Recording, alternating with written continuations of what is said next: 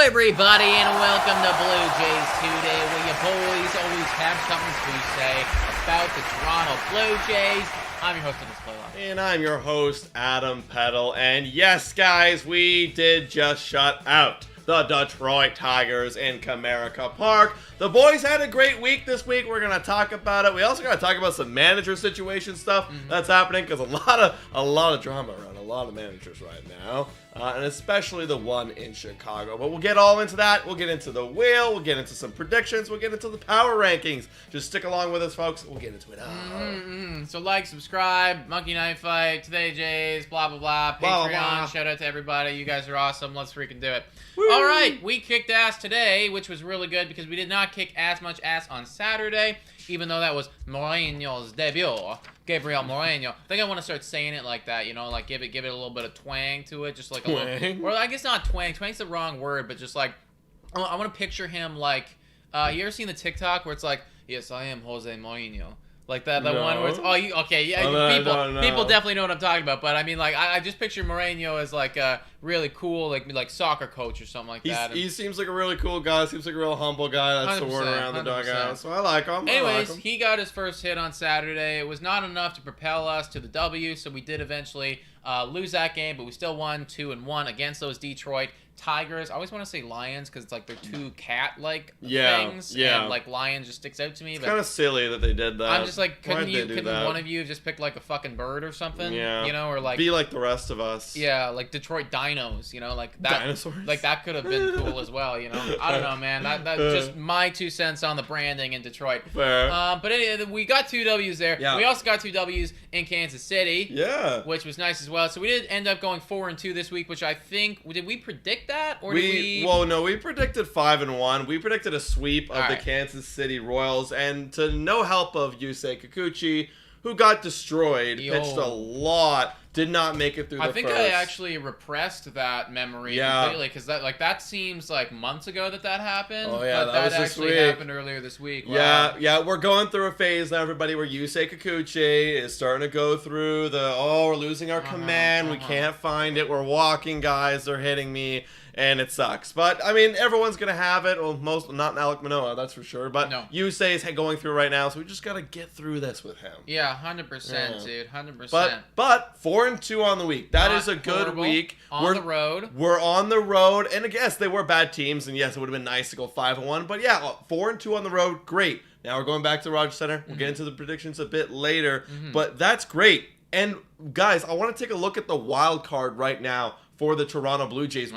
We're first in the wild card, guys. We're up 4.5 games. We're we're like a half a game higher than Tampa Bay. Okay. But in the third spot, it's tied. Cleveland and Boston. Boston's coming up fast, so we have to keep winning. Boston is winning a lot of games. Like winning. I think they're on a 7 or 8 game win streak right now. Correct me in the chat, guys, if I'm wrong with that. But either way, like they're winning a lot of games very quickly. When we get to the power rankings, they don't quite make it, but I was going to honorable mention them just because they are like super hot, and like I think we all expected them to be this team, and we're finally seeing that from them right now. We're also finally seeing on our end of things the offense that I think all of us expected, and that's what we got from the squad this week. I know when you were pulling up the numbers, it was like, this guy hit 300. This guy hit 300. This guy's hitting home run. It's just like, wow, like this is what I wanted to see. Now, we did have a few games there where it was, I think we got shut out with the Kikuchi one. Is that correct? No, we did squeeze one?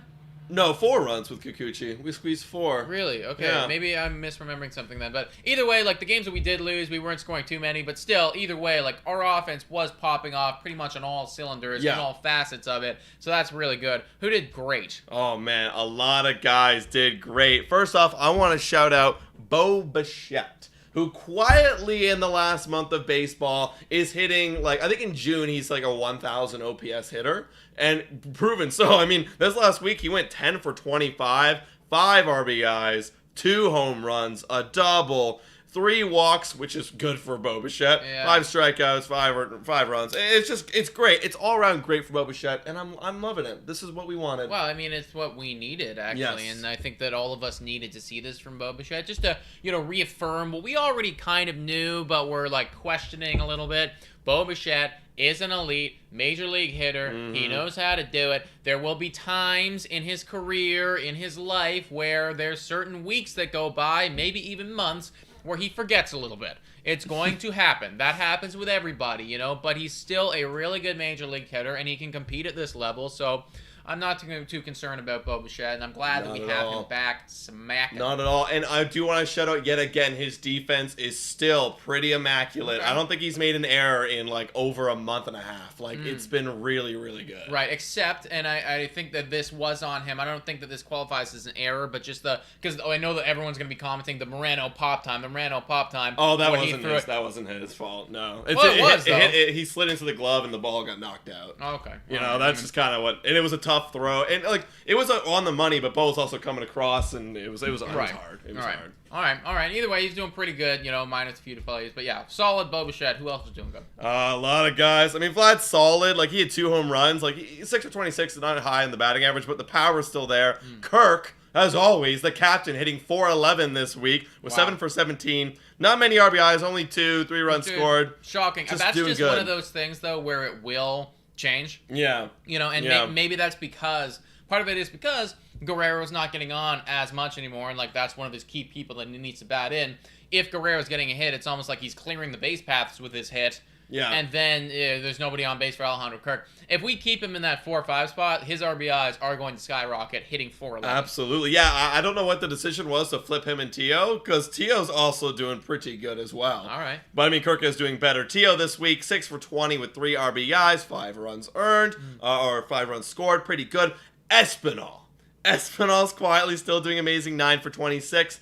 And the Lord had the highest batting average on the week, hitting .450. That's awesome. Amazing. That's awesome, man. And Lord is one of those guys, as we've said, time in, time out. There will be stretches, but when he gets hot, he is a .450 kind of best hitter in baseball sort of dude. Yeah. Hopefully, this week, the beginning of that, June's going to be a great month for the Lord. That would be awesome for us, because if we could just get his bat going in that 6, 7, 8, 9 spot, it's like we're laughing. Yeah, I agree, man. And you saw it today. He put up 3 RBIs, I believe, today. I think so, yeah. Pretty good. And a guy who's hitting just shortly after him, Cavan Biggio. And I know we have a lot of feelings about Cavan Biggio. Yeah, we do. We have a few feelings. Well, how do you feel about batting .333 this week, 5 for 15? With 2 doubles. I think it's pretty fluky, but I'm happy that he's doing it. I mean, I'm being completely transparent. I know. I just think it's funny. Yeah, I think that is awesome for Cavan Biggio. I'm really happy. You had a great week, buddy. Continue doing that for a few more months, and those feelings that I have previously held will start to dissipate. And you know what's crazy? And I pointed out in the live today, but I want to point out again, like his on base is almost 200 points over his batting average. Which is really impressive. And really that impressive. We can absolutely, there's no fluke involved there. Like, Biggio's been doing that for time, so, like, way to go, Biggio. Like, if you can keep getting on base, I will withhold my complaints 100%. Actually, now I'm curious. Okay, so his on base is, I'll show you guys right here, his on base is .357. And what's actually messed up, before you go away, what's actually messed up is that his on base is roughly 130 points higher than his slugging. Oh my god. That's kind of stupid. I don't think I've ever seen a slash line like that before. Oh my god. That takes a special player, guys. That takes a special Biggio-like player. Look, Biggio's getting on base more than Bo Bichette. Well, you know what I mean? Obviously, it's the slugging. He's got some slugging here, the OPS plus, but it's just straight up the fact that he is getting on base more than Bo Bichette. He's getting on base a lot, so like I guess that is why we keep him there. But like, which is just so fucking weird, because like batting average horrible, slugging horrible, OPS horrible. On base, incredible. Really good. It's you really know, I'm good. just like, what is this? What are you? You Dude, know. So if he starts heating up and hitting a little bit better, like if he gets up in the season batting average to 240 and he keeps up this pace of on base, oh my god, he's on base over 400. I'm pretty sure that we've always said if he hit 230 or 240, like it, you know, he's still not an amazing player, but like you're pretty good, you know. Yeah. We need to see that happen first. So hopefully this is the beginning of something for Cavan Biggio, and he can continue doing this through June. through July, through August, through the whole season. That'd be really, really good. I absolutely love it. All right. Well, with that being said, offensively, we were pretty damn good. Pitching-wise, Kikuchi sucked, but pretty much everybody else was pretty solid. Manoah, amazing. 6 innings, no earned runs. Fantastic. Just like what I don't want to say what I expect, but like what I've been conditioned to kind of think is coming with Manoah. Yeah, it's like I'm expecting 6 or 7 innings of like 1 no earned runs, 1 earned run, maybe 2. Yeah, like that is right now like what we are going to get from Alek Manoah, which is just absolutely phenomenal. But a dude who just absolutely overachieved this week and did some stuff that I don't think anybody was necessarily expecting, and has earned our J of the Week honors. Fuck, I fucked up the intro right now. It's all good. But it's time for J of the Week!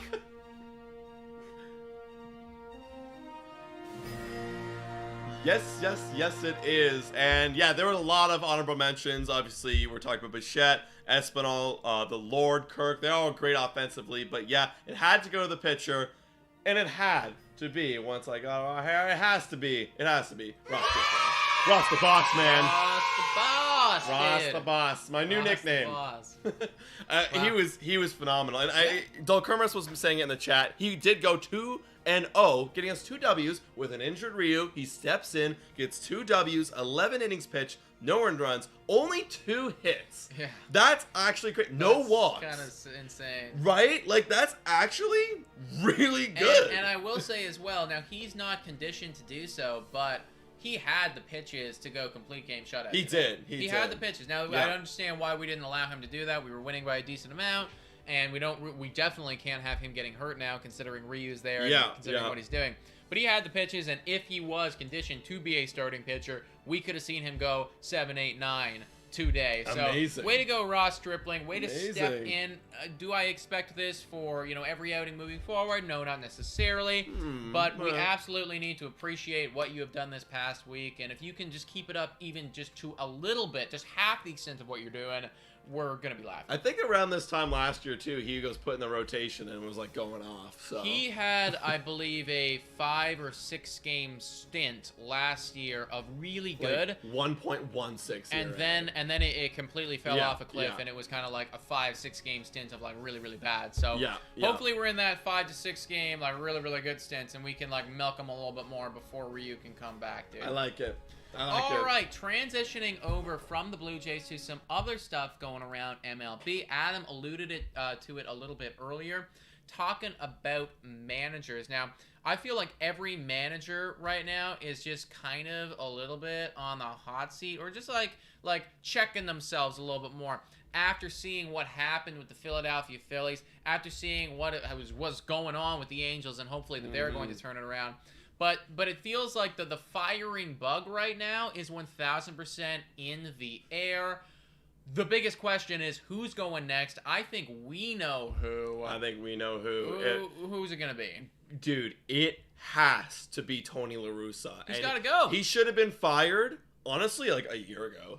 First of all, he shouldn't even be hired after he got the DUI. He should be like, okay, well, you're no more job for you. Right. But like, no, he's been so bad, and I wanted to bring up an example. We'll get to the record in a moment because the record's not good. You're supposed to be You're supposed to be winning your division outright. Like you're supposed to be. That's your division, not the Twins. It's yours. But this week when they faced the Dodgers, there was a runner on second. I think it was Freddie Freeman, and Trey Turner's coming up to the dish, and you think, oh, okay, and I think there was either one out. I think it was one out. You want to get the intentional runner on first. You get to set up the double play. That's a basic move for one of the best hitters in baseball. Yeah, that's fine. But he decides not to. Okay, cool. We're going and attacking him. Oh, good. We get him down 1-2 in the count. Tony La Russa out of nowhere is like, nah, 4. Put him on. And they put on Trey Turner, which was like, okay, well, after pitching 3 pitches to him to get him getting to that ahead count and getting to a very good pitcher count, they decided to put him on. Which we all know that when you have 2 strikes, like you are by far in the advantage. 100%. You are in the driver's seat as a pitcher. Yeah. And they put him on, and then Max Muncy comes up and it's a home run.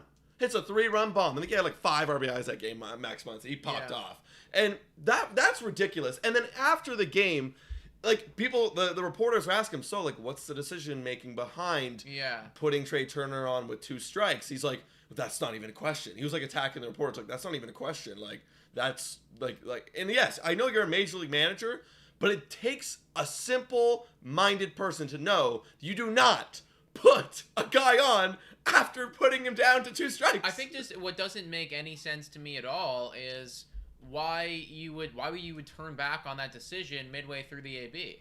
It's almost like he forgot. Yeah, it would be a good move to do it right away. Yeah, 100%. I mean, I might have even agreed with I would agree with it. But it doesn't make sense to see that and then go, oh wow, we actually have a really good advantage here, and then do it. It makes no sense at all. It honestly, there's no logic there. And that, on top of the fact that, Tony La Russa has a bit of, a bad rap around him anyways, just a lot of players don't necessarily love Tony La Russa, and the fact that the Chicago White Sox right now are 27-30 in their division, 3rd place behind the Cleveland Guardians, who are supposed to be selling, shouldn't be in this race at all, and that is just abysmal, considering if you would have asked me preseason who is winning the AL Central, I would have said, hands down, without a doubt, is going to be the White Sox. I might have even said, when you look at every single division, there might not have been another division where I would have been like, no, I'm not as sure. I was so sure that the White Sox were winning, considering that they were with the Twins, with the Guard. I was like, 100% it's White Sox. It's White Sox. To be below 500 at this point, and then be making dumbass decisions like he was, and then responding to reporters like he was, you are 1,000% on the hot seat, and I think that White Sox fans, you should want him gone. Well, I mean, White Sox fans do, and they were chanting the other day, "Fire Tony" at their own home stadium. So the "Fire Tony" chants are going on. I look forward to seeing a lot of those on the Twitter. A lot of "Fire Tony" chants all over the place because, honestly, personally, look, I'm not a White Sox fan. If you fail or succeed, I will not be affected at all. But I don't like Tony La Russa. No. And he should go. That's plain fact. He should go. And Just Joe actually correcting us a little bit here. Shout out to Just Joe, and maybe changing something a little bit, not that much in my opinion. Not that much, yeah. But apparently Freeman advanced on a wild pitch, and the first base was not open until that 1 and 2 count. So however, you still don't intentionally walk him with 1 and 2. Actually, no, that still doesn't make any sense at all. Still don't walk him. Because you would have moved Freeman up to second anyways. No, it doesn't make any sense. Well, he advanced to second on the wild pitch, but then he's like, okay, now I can intentionally walk him. It's like, why would you do that? And that's the thing, though. But it's not now I can intentionally walk him, because had you intentionally walked him, the same outcome would have been the same. Freeman would have went to second. Oh, yeah, you wouldn't intentionally walk him if he was on first. You wouldn't do that. Yeah. Right? But now that there's an open base to get the force play. That is just dumb. But you don't do it with 2 strikes. That's all. You don't do it with 2 strikes. You just don't do it. It's that simple. If you wanna walk Muncy, which Muncy I don't think has been doing exceptionally great this year. But no, it just doesn't make sense, and it is stupid. I don't understand, guys. So I could totally see him going very, very soon. Speaking about people moving on from where they currently are, the Blue Jays currently have a problem, in our opinion. Now, good problem. Yeah, not a horrible thing to deal with right now, but still an issue, and it's something that we need to talk about. We were on our live stream today. We were looking at it, and we're like, holy crap. We have too many good catchers. Now, this is something that we've seen for time. We knew that this was going to happen. Yeah. But I think once now we're seeing it in person and seeing how incredible Alejandro Kirk is as a baseball player, seeing how Danny Jansen has played so far this season. Now, he's on the IL right now. He should be back in roughly 3 weeks. That's the timeline right now. They're not entirely sure, but minor fracture for Danny Jansen. He should be back. And we're also seeing Gabriel Moreno come up and be the number 4 ranked freaking MLB prospect.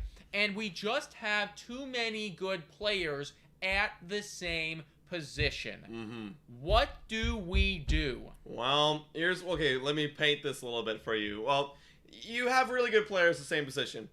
You have Alejandro Kirk, and people have been up in arms about how Montoya was managing Kirk, being like, well, you're not putting in our hottest hitter right now.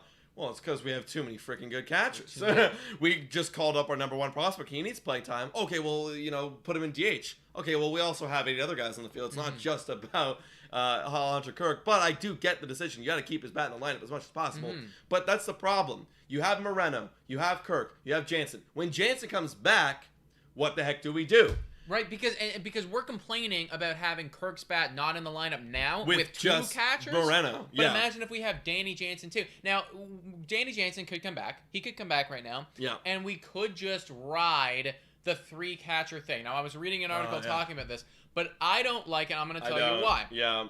Because all 3 of these guys, in my opinion, are way too talented to be sitting like one every 3rd game or one every 2 games, depending on where you are in the totem pole. How are we going to get these dudes moving and into a rhythm if every other day they're sitting? Kirk's doing so good right now because he's had majority of the time to showcase his abilities. I want him in that rhythm, and I don't think that we can really have guys this talented be riding the bench for like more games than not. No, and well, that comes up. We have a decision to make. We've talked about it forever.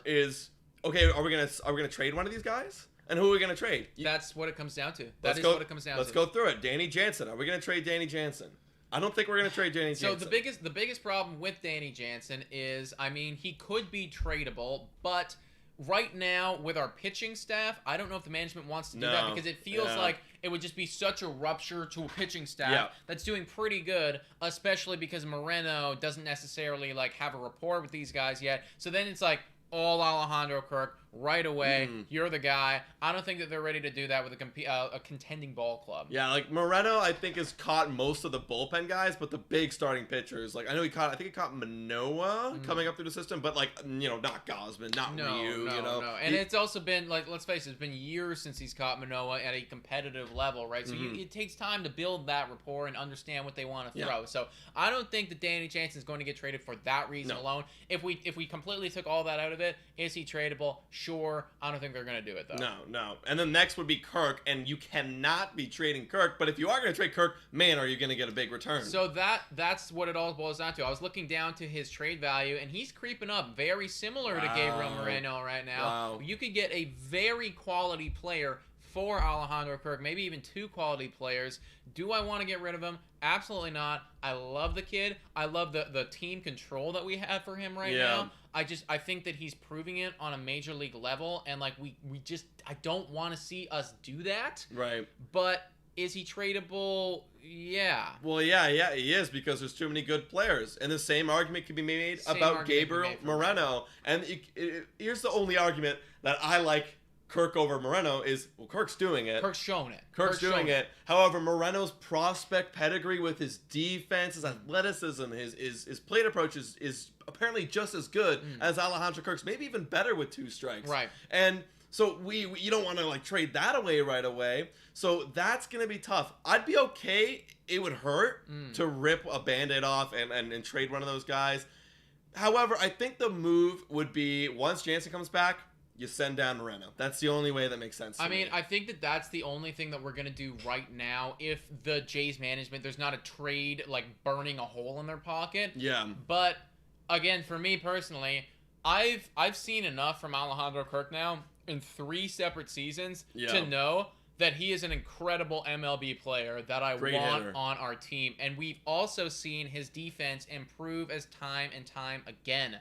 I don't want to get rid of him. Like, I do not want to do that. So, yeah, with Moreno, I guess I haven't grown an attachment to him, and I'd rather, like, I understand all these analysts are like, oh, he's going to be so good. I mean, but, like, the pop time was really good. The pop time was really, really good. But it's also like, I haven't seen it at a major league level for a long enough period of time to be like, okay, I'm confirmed. Trade Kirk. So if we're going to trade anyone, in my opinion, I think it would be Moreno. But I think that, right now we're going to send him down unless literally somebody offers you up like the Trey Turner, Max Scherzer deal. Right, because that's what would get it done. I mean, you saw last year, literally, the LA Dodgers sending their top two prospects over for Scherzer and Trey Turner. So, I mean, it could happen for us at the deadline. It could happen for us at the deadline. And again, if we were to acquire 2 players like that, like, sorry, Mourinho, like you gotta go, bro. It's just like that's like we're in, you know, and we're going. And like this might be a whole nother video, but do you think the Jays could make a big move like that at the deadline? Are we looking to do that?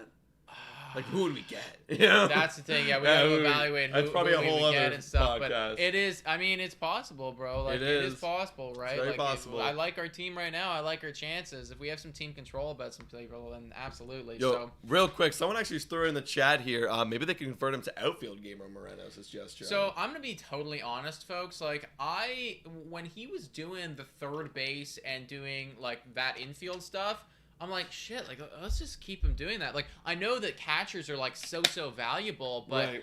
I mean, yeah, like, that would just be awesome for our team. Why can't you also play outfield? Right? Yeah, go play outfield. For our team, why not? I get it. Like, you're, like, valuable as a catcher and you're really, really good. But, like, our team could totally use you in a different position. But I guess it's just because he's just too talented as a catcher to not have him play that. Yeah. And then it's like, okay, well, we can't convert Kirk to anything. so it's like Kirk's what he is. And, like, Jansen, it's like he's already, like, in his role now. So I think that's the biggest problem, man. If he could be as good defensively at third base as he is in catching, then 100%. Yeah, absolutely. All right. I love it. So those are our thoughts on the catching situation. Let's now transition over to one of my favorite segments of the week. It's the time where we get to rank the teams. It's the power ranking, folks. Who do we got at number 10, Adam? All right, folks. Number 10. These guys are falling. It's the Milwaukee Brewers. They are on a rough stretch. 2-8 in their last 10. They still have a decent record of 34-28, but like they got to drop a decent amount here, folks, just based on what they've done recently.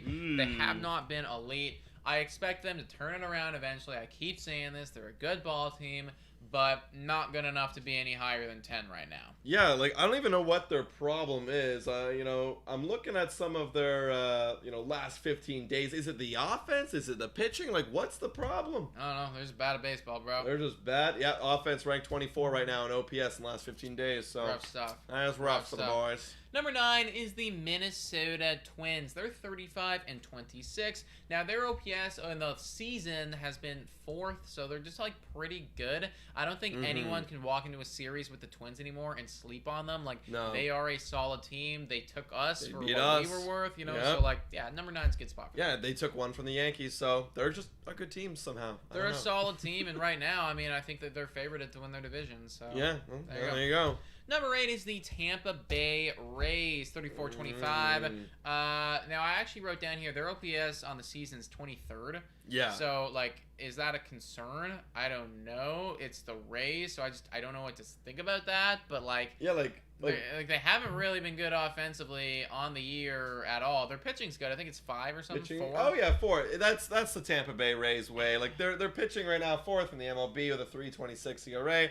If that's what's gonna bring you to a world or a playoff run yet again, that's what's gonna bring you to it. That's the way they've done it. Well, it also just goes to show, how important pitching actually is. Because you look at the top 3 there, guys. I don't know if you can see that, but it's like New York Yankees 1, Houston Astros 2, Dodgers 3, and then it's Rays. And I can tell you that all those 3 teams are going to be on this list as well. So. Hey, would you look at this? Ooh, hello. Not that. Haven't got to us quite yet, though, because number 7 is actually the Atlanta Braves. Now, their season-long numbers might not look incredibly sexy because it took them a while to get going, but they're on a 11-game win streak. Huge. This is the team that everybody thought it would be. They just, you know what I think it was? Yeah. We were hungover. We were hungover. That's what it was. Well, you know what it was, too? And apparently they had a meeting. Like, they had a meeting with the whole team. It was like, okay, like, we need to, like, fix this shit show, basically. And they did. And they have been fixing it. And, they're 3rd in MLB right now in the last 15 days in ERA. They're pitching well. They're hitting well. They're being the Braves again. Exactly, right? Like, they won the World Series. They got all hungover and whatnot. They brought a new guy in Matt Olson. They're figuring it out, though. So, good job, Braves. Woo. Number 6 is the Toronto Blue Jays. Yes! In the world. I I like this place for us. I like this a lot. Like, it's like nobody can look at us as an easy dub anymore. We're 35-24, 6-4 in our last 10. You know, we were just on the road. We went 4-2. I know that they're bad teams, but still, that's solid. Yeah. So yeah, Blue Jays just across the board. I think that we're doing pretty good, and the offense is instilling me with a lot of confidence. Yeah, the offense, like we were just talking about the pitching right over there. We're ranked 6th in ERA in the whole season, and then for an offense standpoint, we're climbing back, guys. We're now ranked 3rd in OPS. Let's go. So you gotta imagine that the team is ready to compete, like for the rest of the season when the schedule gets a bit easier. Yeah, could even be a little bit higher in a few weeks. 100%. Number 5 is the San Diego Padres. Now they've just been chilling at that 5 spot for us for a little while now. Yeah, literally. 37-23. Now their pitching is actually doing really good. 4th in the MLB on the season. So shout out Padres. They still have yet to get Tatis back. When they do, that's going to be awesome. There actually could have been an argument here for them to be number 4, but like we'll get to that. But like, yeah, the Padres are good. Oh no, they're good. And again, I don't know how they're doing it, but they're doing it. Oh, I know how they're doing it. Joe Musgrove, incredible. I think he leads the MLB in ERA right now, 1.5. Yeah, wow. 1.5. Shout out Joe Musgrove, dude. Like that is elite levels of stuff right there. Yes. They are very close to overtaking in their division and what would be the power rankings as well, the LA Dodgers, who are at number 4. Whoa, they dropped everybody. They're still a very good team, but they had a very, very unsuccessful week. Why are they number 4, bro? Well, they lost 2 to San Francisco Giants recently. Right now they're playing them. I'm not sure. Let's see the score. They are losing 2-0 in that one late in the game. Yeah. They did pick up 2 off the White Sox, but yeah, they're losing to the Mets. They're just losing games. They're not really being dominant Dodgers. And I think a big factor here is the fact that Walker Buehler, 6 to 8 weeks. That's huge too. That's huge because it's like a 6 to 8 week injury for me. That's 2 months right there. Yeah. And then you also got to factor in, well, is he going to come back elite when he comes back? I don't know. Yeah. Could you have a setback with a 2-month injury? Absolutely. So, yeah, that's a big blow to the Dodgers there in their rotation. They're going to have to trade for someone at the deadline. They 100%. Always do, though. Oh, they will. They have to. Do. They have to now. You don't have Buehler. Yeah. Number 3 on this list is the Houston Astros, 36-23. It's the Astros. I don't think we have a whole lot to say about this one. They're just really good. They're just winning baseball games. Yeah. Number 2 is the New York Mets, 39-22. They have the second most wins in the MLB. They have the best average offensively. Their pitching is actually kind of problematic, but it's like their hitting is just like carrying them along the way. So like, good work. Mets. They're good, and they've been floating too. They haven't been really, overperforming. But that's the thing. Yeah. Just, if you're floating 500 for a little last 10, then you'll be back. And exactly, because they have been, 39 wins, right? So they've been picking up games. Yeah. And obviously number 1, with absolutely no questions about this whatsoever, with a big fat exclamation point, is the New York Yankees. I don't want to talk about them too long. They're 44-16. They've gone 9-1 in the last 10.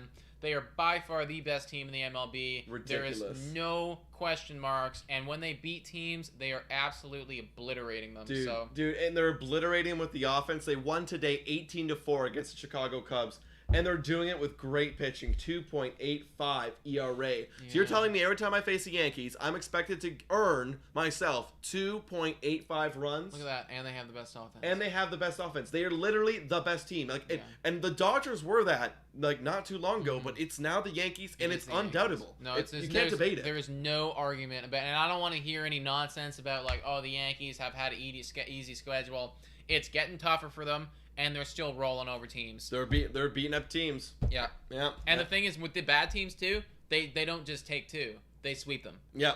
Sweep them. It's like that. Yeah, they are an elite ball team, and I am very concerned about them come playoff time. Yeah, I am. And also, come this week. That's right. Let's take a look at this week ahead for the Toronto Blue Jays.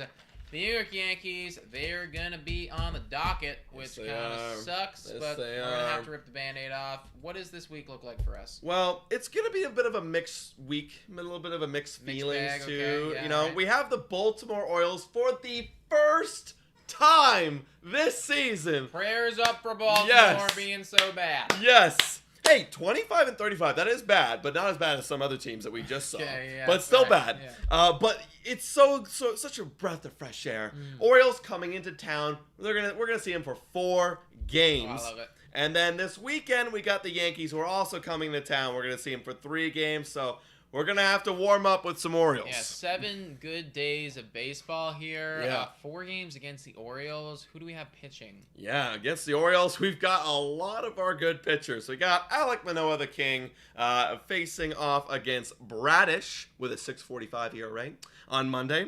And then Tuesday, we have Kikuchi, who has been pretty rough in his last few starts with a 4.44 ERA, up against Lyles with a 4.97.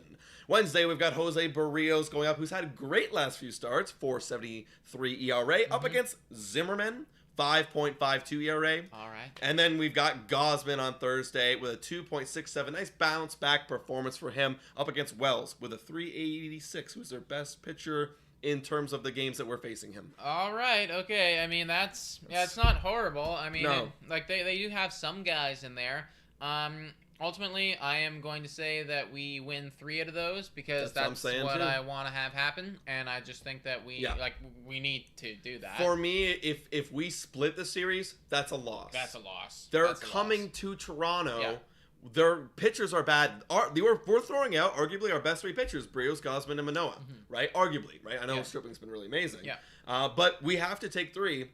We should be able to sweep them too. The sweep should be on the table. But I mean, if you were to simulate this series like 1,000 times, I think that most of the time we win 3, we lose 1. Exactly. Probably that's what happens. So I expect that from us this week. Anything less, I'm very disappointed. Anything more, love it. Yeah, for me, it's the Kikuchi start on Tuesday. That's going to be the one. We got to see if he can bounce back and command the fastball. Yeah. All right. Okay, so 3 games there, or 4 games, excuse me. We're thinking that we win 3.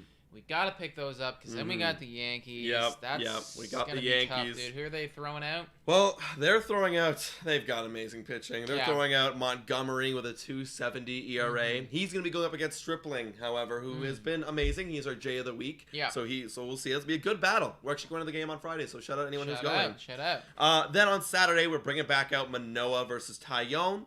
Tyone's got a 2.93 ERA. It just dipped below. He was like the one guy that was above 3, and now he's below. Okay, so. all right. And then we got Kikuchi versus Cole on Sunday, and Cole's got a 3.63. He got beat up his last outing. Yeah, but that's very inflated. Like, I'll be honest, like it's kind of a misleading ERA because most of that came from the last outing where he just got absolutely smoked. Yeah. So, I mean, like.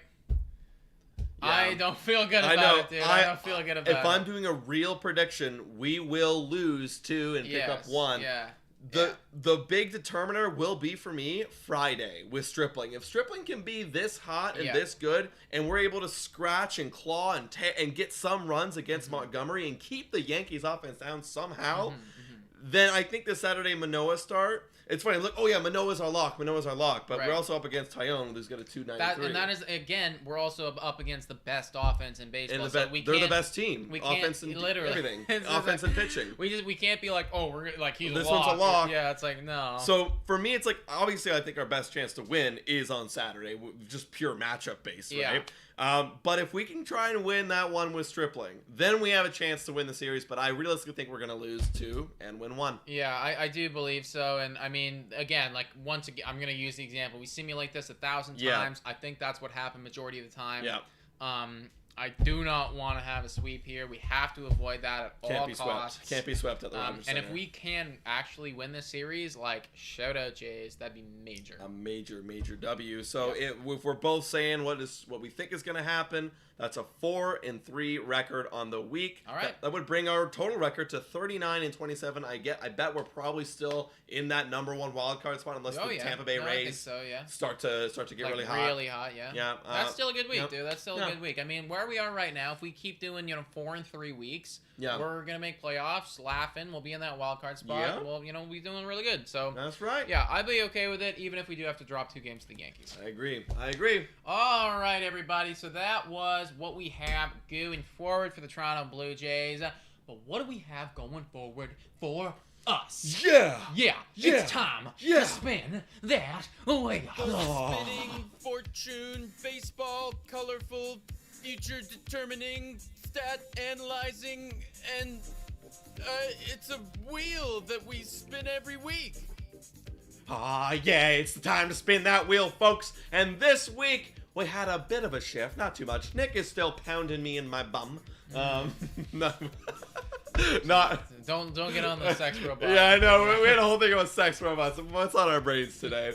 But I did pick up 2 categories this week, and that improved my overall total to 11. And Nick's at 15, so it's closing in. It's not crazy. I mean, yeah, I have basically the way I look at it is I have 1 week of against you right now. I'm up 1 week. You're up. Because if you sweep me, I'd still have the lead. You would. But then it's neck and neck. Right, exactly. So either way, it's still very, very close. It is my week this week to spin the wheel to choose the things. Yep. So let's freaking get right into it, Let's do it, guys. Spin the wheel. I haven't got a single bonus player for myself yet this season. I would really like to. I keep spinning them for you. Oh, it just passed. Yeah, it did just pass, eh? And Caper 9 yet again. Caper 9 yet again. See, this is I lost this one this week. Yeah. This one, I actually kind of hate this one. I don't like this one. It's so goddamn volatile. I have no idea. I just don't know about anything. So I'll let you go first. Yeah, I get that. It sucks. So we actually had this last week. You picked Romano, and he got 1 strikeout in 2 innings. And I picked Barrios, who got 5 strikeouts in 8 innings. I just don't know about these. The starting pitchers don't strike out, guys. And you know what? I might just take your guy because I feel like it is a good pick. I might just take Romano. I think it's, it'll be, you got to imagine one of the times he'll come out, strike out 2 in 1 inning. And then it's like, and I win. You won. I won. So. Maybe we should change this one. I think we should because after this week. I kind of hate it. Yeah, I do kind of hate it. Let us know in the comments down below. Which one should we change it to? Damn it! What the hell can I make my thing then? Like you're not gonna get anything bullpen here. Guys, it's like we don't really have like a big strikeout machine. We don't. Oh, what about Jimmy? Is Jimmy a strikeout machine? He got 2 today, I think. Does he do that often? Like, is that I don't know. I don't know. Like, I don't know, man. Shit, I don't know. Okay, who's pitching against who? Who's playing Baltimore? Who's pitching against someone who? Playing Baltimore that's good at striking out? Barrios, Manoah, Gosman. And Manoah goes twice. Maybe we'll switch roles and I'll go Barrios. Okay. Like he's been good and he's playing a bad team. Yeah. And I don't want anyone against the Yankees. So, all right. That seems fair. That seems fair. All right, here we go. Jimmy Garcia says Ben Ferreira. Too late. No, too late. Damn it. Give me that bonus play. Give me it's a bonus play. Thank God, man. Oh, it's been man. 1,000 years since I got one of these. My God. So, guys, this means Nick can pick 2 people for this category, and because you go first, you pick it in the back half. Third time around. And that would be for runs. So I do get to pick first here for my first selection. I mean, I feel like the choice is standard. I feel like it's pretty. Who actually? You want to see it? So Springer had 5, Bichette had 5, Vladdy had 5, Tio had 5. A lot of 5s. Yeah, they were all tied for first. All of them at 5. Yeah, and I mean, I just think that even if he's cold, he'll always be up there. I know, I'm thinking about Bobo just because he's so hot right now. But at the same point, even though Springer did way worse than him, he still tied him. Yeah. So it's just, I think I have to go George Springer. I think that's just the standard choice here. Yeah, you're right. And then I imagine you're gonna take Bo Bichette, right? I was like, should I go Vlad? But no, Bo is so hot. But here's the thing.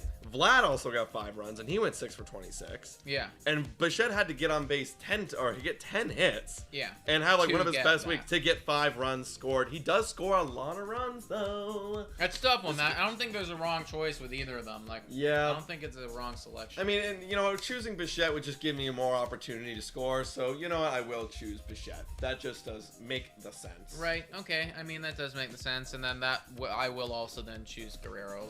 Yeah, I mean, that is what it's going to be. I think that just should be, those are top 3 guys in the lineup, so they should have the most opportunity, and, all right. Boom. There we go. There it is. There we go. And hopefully, I want Kirk batting Vladdy in. That's what I want.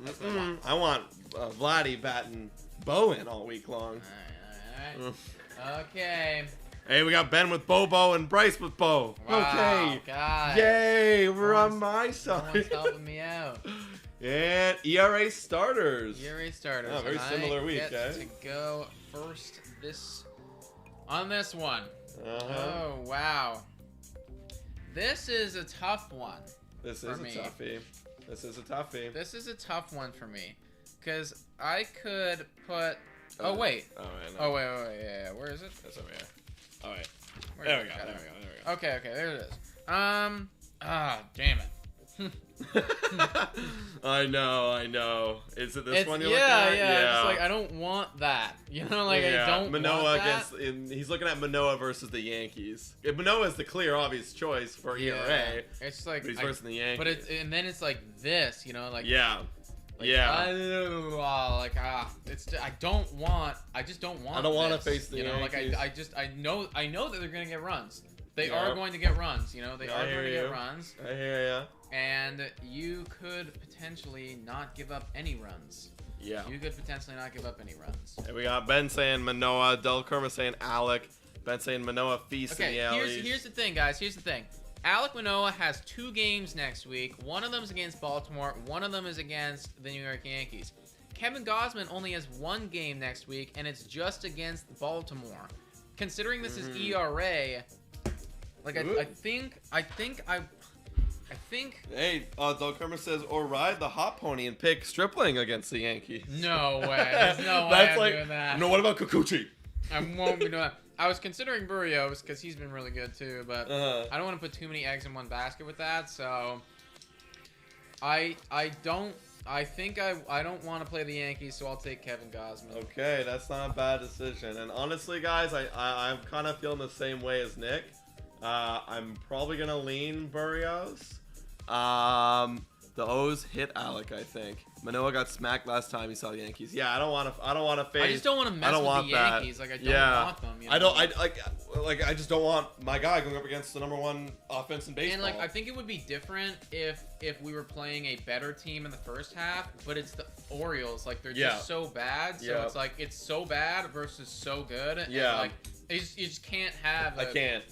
Burrios is the. I'm choosing Burrios because he went 8 innings and gave up 1 earned run last week. Yeah, he was so good. he was pretty good, and I think he's gonna beat up the Orioles. Fair enough. Yeah. Okay, so there is the week ahead, folks. I mean, interesting one right really there. interesting. We both own a bit of Burrios. Wouldn't have expected that. So hopefully, if he does really good, then that'll help me out a lot. But we shall we'll see. Guys, we'll see. comment down below about everything that we talked about today, the week ahead, the power rankings, our wheel, Tony La Russa getting fired, the catchers getting traded. Woo. There's a lot of stuff to freaking talk about, guys, so comment your thoughts down below. And guys, thank you so much for watching. And Go Jays, go!